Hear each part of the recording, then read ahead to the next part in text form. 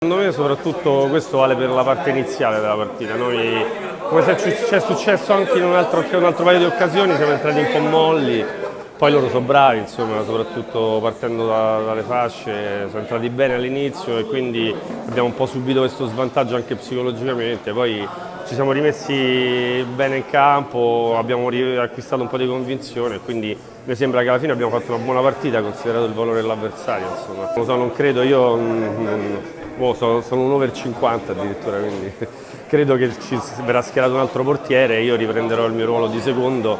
Spero insomma, che non serva che il mio ingresso in campo perché largo ai giovani. Insomma. Io penso che questo non avverrà perché abbiamo una dirigenza compatta, un allenatore molto convinto che ci carica molto, quindi non penso che ci sarà uno scollamento, penso che terremo quest'anno. Grazie a Lazzarini. Prego, ciao.